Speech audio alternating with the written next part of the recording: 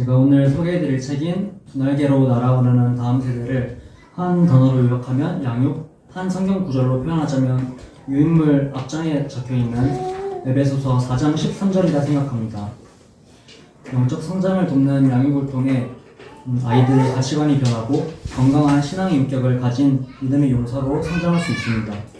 이 책은 다음 세대를 위한 행복한 양육과 성경적 변화, 다음 세대를 세우는 어린이, 청소년 두 날개 프로세스에 대한 내용을 담고 있습니다. 첫 번째 파트, 다음 세대를 세우는 행복한 양육에서는 다음 세대를 위한 양육이 무엇인지, 양육의 목표, 양육의 능력에 대해서 말하고 있습니다. 다음 세대를 위한 양육은 자신이 하나님의 형상임을 깨닫고 영적 존재로 살도록 돕는 과정입니다. 자신의 정체성을 말씀 안에서 되찾는 것입니다.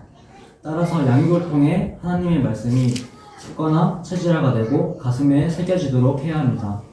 말씀을 듣고 암송하면서 말씀이 체질로 변화하는 것, 자신의 정체성을 세상에서 찾는 것이 아니라 말씀 안에서 찾고 그것을 가슴에 새기는 과정이 양육입니다.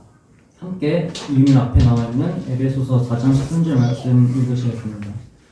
우리가 다 하나님의 아들을 믿는 것과 아는 일에 하나가 되어 온전한 사람을 이루어 그리스도의 장성한 분량이 충만한 때까지 이르리니.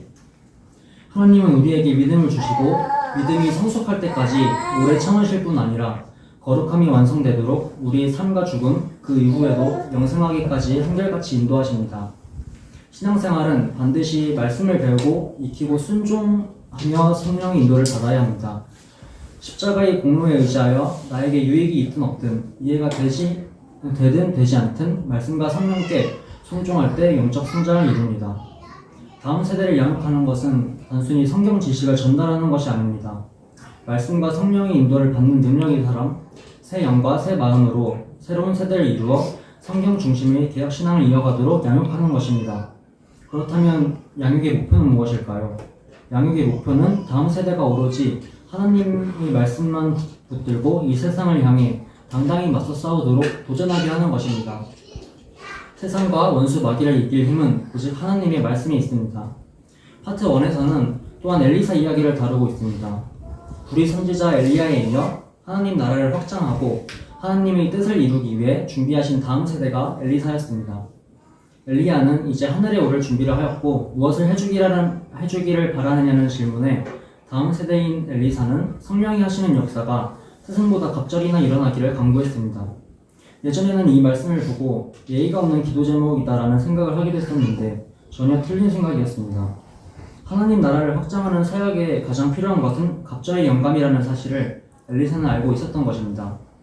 성령의 역사가 갑절로 나타나야 이 혼탁한 시대에 하나님의 나라를 확장할 수 있는 것입니다. 두 번째 파트, 다음 세대를 세우는 성경적 세계관에서는 새로운 프레임을 가지라고 말씀하고 계십니다. 함께 이사야 55장 7절 말씀 읽으시겠습니다. 악인은 그 길을 불의한 자는 그의 생각을 버리고 여호와께로 돌아오라. 그리하면 그가 긍휼히 여기시리라. 우리 하나님께로 돌아오라. 그가 더 넓게 용서하시리라. 그리스도인은 그리스도를 인생의 주인으로 모시고 사는 그날부터 차원이 다른 새로운 프레임을 내면에 갖게 됩니다. 따라서 시간이 흐를수록 성경을 기준으로 하는 삶의 증거들이 형성되므로 새로운 정체성, 새로운 가치관, 새로운 관점이 생기면서 새로운 세계관을 갖게 됩니다. 모태신앙이거나 성경을 암송하고 설교를 많이 들었다고 해서 기독교 세계관을 가졌다고 할 수 없습니다. 말씀을 통한 내면의 변화, 신앙 체험, 구인할 수 없는 하나님의 은혜를 지속적으로 경험함으로 그리스도인으로 거듭나고 그러면서 기독교 세계관이 형성됩니다. 하지만 많은 시간이 필요합니다. 지금까지 나 중심으로 세상을 바라보는 모든 관점이 양육을 받으면서부터 성경을 기준으로 하는 새로운 프레임으로 바뀌는 과정이 필요하기 때문입니다. 그래서 경건의 삶을 훈련해야 하는 것입니다. 그리스도인의 아주 중요한 과제는 내면에 고착된 프레임을 새롭게 바꾸는 작업이므로 내면에 충돌이 일어나기 마련입니다.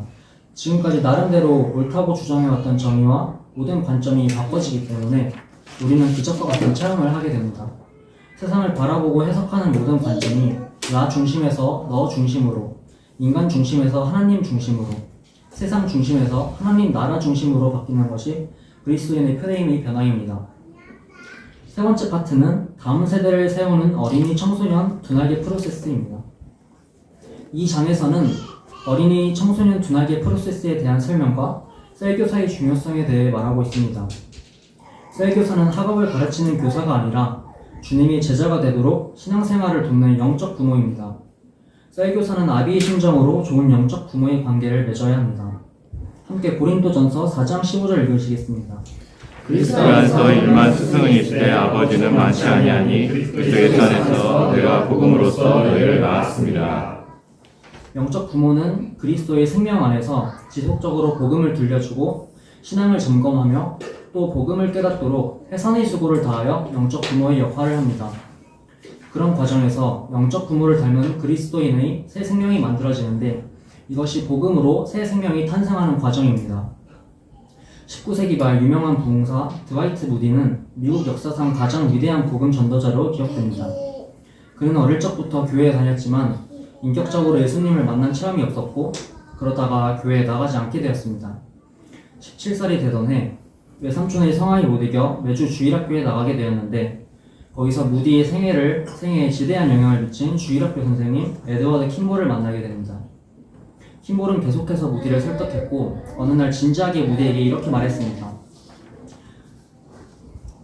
나는 예수 그리스도께서 너를 얼마나 사랑하시는지를 이야기하고 싶단다. 그러면서 자신이 경험한 그리스도의 사랑에 대해 간증한 후 주님께 헌신하지 않겠느냐고 물었습니다. 그날 무디는 눈물을 흘리며 네 하고 대답했고 즉시 무릎 꿇고 회심하면서 구원을 확신했고 자신의 삶을 하나님께 드리겠다고 기도했습니다.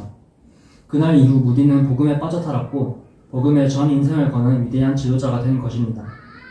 주일학교 교사 킴볼의 열정과 헌신 때문에 전 생애를 거는 복음 전도자 무디가 이 땅에 주님의 일꾼으로 세워진 것입니다. 우리 교회에도 이 시대를 살리는 다른 한 사람의 무디가 배출될 것을 기대합니다. 네. 마지막으로 오늘 나눌 말씀인 사무엘상 2장에 대해 말씀드리겠습니다. 이스라엘의 종교와 정치의 중심부에서 아주 멀리 떨어진 에브라임 산골짜기 라마다임 소림에 엘가나라 하는 사람이 있었습니다. 에브라임 사람들과 함께 살았지만 레위 지파인 그는 매년 하나님을 예배하고 경건한 삶을 살았습니다. 하나님은 엘가나와 아내 한나를 통해 하나님을 진심으로 사랑하고 하나님을 섬기고자 한평생을 바치는 나실인 사무엘이 태어나게 하셨습니다. 이들 부부는 하나님만을 위해 살아가도록 나실인의 삶을 서원하였고 태어나면서부터 나실인으로 양육하였습니다. 사무엘상 2장 18절 19절에서는 이렇게 말씀합니다. 사무엘이 어렸을 때 스마포 에봇을 입고 여호와 앞에 섬겼더라. 그 어미가 유년제를 드리러 그 남편과 함께 올라갈 때마다 작은 겉옷을 지어다가 그에게 주었더니 이 책에서 가장 저에게 도전이 되는 말씀이었습니다. 이 구절에 대한 해석을 말씀드리면 19절에서 작은 겉옷을 사무엘에게 지어 입혔다는 것은 매우 중요한 의미를 지닙니다. 그 옷은 대제사장이 입는 옷으로 때로는 왕이나 귀족들이 입는 옷이기도 했습니다. 여기서 아들 사무엘을 향한 한나의 믿음과 비전을 볼 수 있습니다. 한나는 믿음으로 사무엘이 이스라엘을 타락한 종교를 회복시킬 제사장이 될 것을 바라보았습니다. 믿음의 시야를 가진 자는 환경을 초월한 경건 생활과 미래에 대한 소망을 가지게 되는 것입니다. 하나님은 사무엘의 말이 하나도 땅에 떨어지지 않도록 모든 기도에 응답하셨으며 사무엘을 통해 왕정시대를 여는 역사적인 일을 이루어 가셨습니다. 하나님은 사람의 조건이나 환경, 능력에 상관없이 보잘것없는 한 가정에서 태어나 양육받은 나실인 한 사람을 통해 모든 역사를 이루셨습니다. 우리 역시 보잘것없고 무능력하고 무지한 무명의 사람들이지만 영적 나실인의 삶을 살도록 양육받는 다음 세대, 하나님은 사무엘 같은 한 사람을 여기서 찾아내실 것입니다. 우리 바다를 닭품같이 여호와를 인정하는 새로운 세대가 함께 교회에 가득하게 일어날 것을 소망하며 마치겠습니다.